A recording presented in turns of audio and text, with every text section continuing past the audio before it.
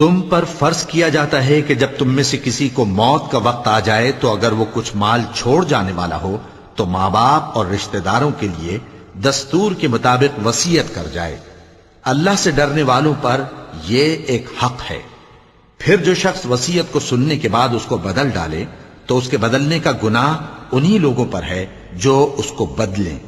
اور بے شک اللہ سنتا جانتا ہے۔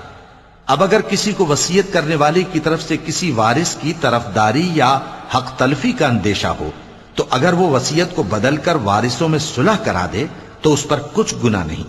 بے شک اللہ بخشنے والا ہے، رحم والا ہے۔ مومنو، تم پر روزے فرض کیے گئے ہیں جس طرح تم سے پہلے لوگوں پر فرض کیے گئے تھے تاکہ تم پرہیزگار بنو۔ روزوں کے دن گنتی کے چند روز ہیں،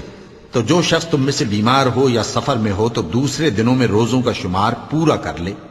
اور جو لوگ روزہ رکھنے کی طاقت رکھیں لیکن رکھیں نہیں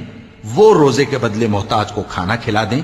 اور جو کوئی اپنی مرضی سے زیادہ نیکی کرے تو اس کے حق میں زیادہ اچھا ہے،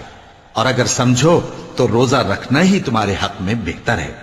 روزوں کا مہینہ رمضان کا مہینہ ہے جس میں قرآن اول نازل ہوا، جو لوگوں کا رہنما ہے اور جس میں ہدایت کی کھلی نشانیاں ہیں اور جو حق و باطل کو الگ الگ کرنے والا ہے۔ تو جو کوئی تم میں سے اس مہینے میں موجود ہو چاہیے کہ پورے مہینے کے روزے رکھے، اور جو بیمار ہو یا سفر میں ہو تو دوسرے دنوں میں روزے رکھ کر ان کا شمار پورا کر لے۔ اللہ تمہارے حق میں آسانی چاہتا ہے اور سختی نہیں چاہتا، اور یہ آسانی کا حکم اس لیے دیا گیا ہے کہ تم روزوں کا شمار پورا کر لو، اور اس احسان کے بدلے کہ اللہ نے تم کو ہدایت بخشی ہے تم اس کو بزرگی سے یاد کرو اور اس کا شکر کرو۔ اور اے پیغمبر، جب تم سے میرے بندے میرے بارے میں دریافت کریں تو انہیں معلوم ہو کہ میں تو تمہارے پاس ہی ہوں۔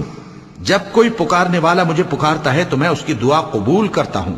تو ان کو چاہیے کہ میرے حکموں کو مانیں اور مجھ پر ایمان رکھیں تاکہ نیک رستہ پائیں۔